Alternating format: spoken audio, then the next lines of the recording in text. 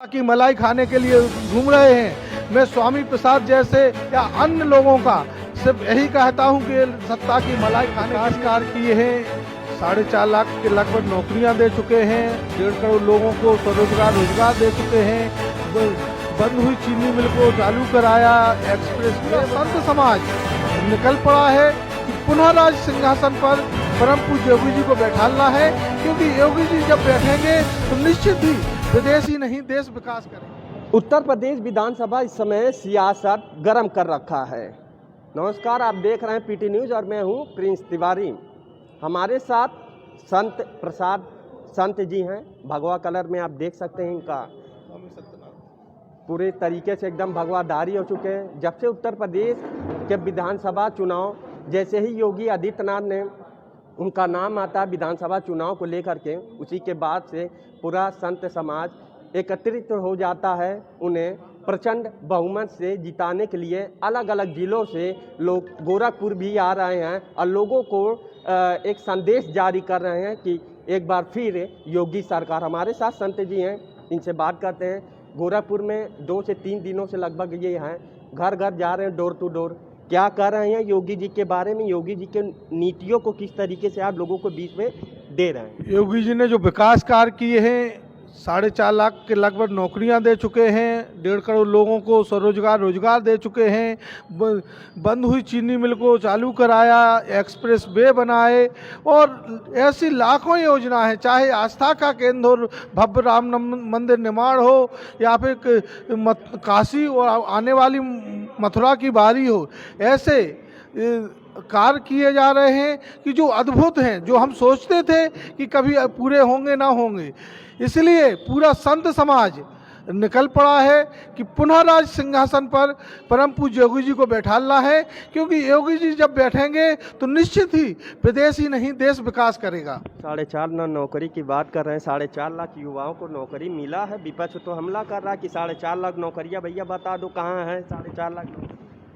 माननीय योगी जी ने press conference के द्वारा, मैंने भी इसमें लिखा है कि 4.5 लाख लोगों को रोजगार दे चुके हैं और लोगों को मिली है। विपक्ष जब बदहाल प्रदेश था, भ्रष्टाचार चरम पर था, अपराधी माफियागिरी और अपराधी प्रवृत्ति के लोग सत्ता में बैठे हुए थे और वही सत्ता चलाते थे।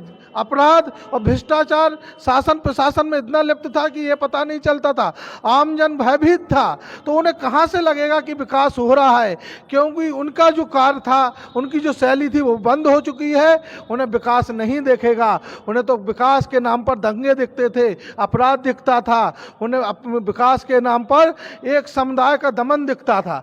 राम मंदिर का जिन्होंने विरोध किया, जिन्होंने हिंदुओं की आस्था को ठेस पहुंचाई, उन्हें कहाँ विकास दिखेगा।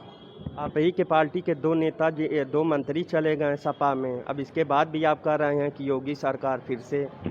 वो लोग चले गए जो उनकी प्रवृत्ति के थे।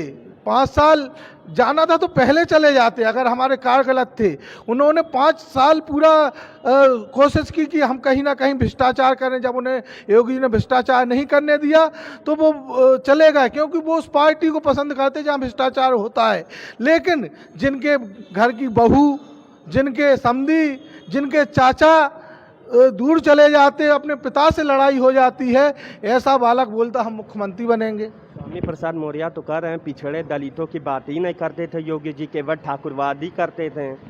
स्वामी प्रसाद मौर्य जी पहले बीएसपी से रुष्ट हुए, अब यहाँ से चले गए। उनका पता नहीं उन्हें कहाँ कहाँ जाना है। ऐसे लोगों की हम चर्चा करके समय व्यर्थ नहीं करते। क्या लगता है जो बसपा का नहीं वो किसी का नहीं, जो जिनके विचार नहीं हैं वो किसी भी पार्टी के नहीं होंगे, उनके सैद्धांतिक नहीं है, वो सत्ता की मलाई खाने के लिए घूम रहे हैं। मैं स्वामी प्रसाद जैसे या अन्य लोगों का सिर्फ यही कहता हूं कि सत्ता की मलाई खाने के लिए घूम रहे हैं। योगी सरकार ने भ्रष्टाचार मुक्त और सुशासन किया है, उन्हें ये पसंद नहीं आया, इसलिए वो अन्य पार्टियों में, अपनी प्रवृत्ति की पार्टी में चले गए। अखिलेश यादव तो अब तो संभल की बारी लगा दी है, संभल से अपना चुनाव लड़ने की तैयारी कर रहे हैं। अखिलेश यादव जी लड़े रहे हैं, लेकिन हमें नहीं लगता कि अब वो लड़ने लायक हैं, क्योंकि लड़खड़ा गए हैं। वो पूर्ण रूप से लड़खड़ाए हुए नजर आ रहे हैं।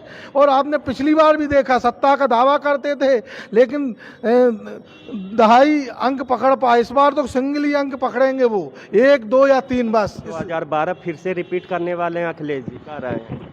तो ना 22 ना 27, इसके आगे करें वो जो आजमाइश करना है, इसके आगे करें। 22 और 27 तो छोड़ो, क्योंकि 22 और 27 उन्हें जनता पसंद नहीं करेगी। इसके बाद जनता शायद भूलने लगे, क्योंकि हमारे योगी जी पीएम बन जाएंगे जब तक। अपर्णा यादव के आने से भाजपा कितना मजबूत हो रहा है, या क्या लगता है कि होगी मजबूत? या अपर्णा यादव जी ने जिस तरह हमने कल सुना कि उन्होंने कहा कि मोदी जी के कार्यों को देखते हुए, राष्ट्र धर्म और राष्ट्र सेवा को देखते हुए हमने वो हमेशा योगी जी मोदी जी की हम प्रशंसा रहे हैं और हमें उनकी पार्टी में आना था, इसलिए हमने पार्टी ज्वाइन की है। उनके मन में कहीं ना कहीं राष्ट्र धर्म है, इसलिए उन्होंने परिवारवाद और समाजवाद की पार्टी को छोड़ा है, क्योंकि परिवारवाद और समाजवाद जनसेवा की कोई पार्टी नहीं है। उनका जो अखिलेश जी का नारा था वो सबका साथ और अपना विकास और अपने परिवार का विकास, उससे वो छोड़ चुकी हैं, क्योंकि वो देश का विकास करना चाहती हैं। अखिलेश यादव तो कह रहे हैं कि हमारे राष्ट्रवाद की बात भाजपा में शामिल कर रही हैं अपर्णा यादव, इसके लिए धन्यवाद। उन्हें लगता है, लेकिन कहीं ना कहीं एक हीरा पड़ा है, हम लोग हीरे को उठा के अपने उसमें ला रहे हैं, क्योंकि वहाँ तो सब कंकड़ पड़े हुए हैं और वो भी ऐसे कि चुभते हैं।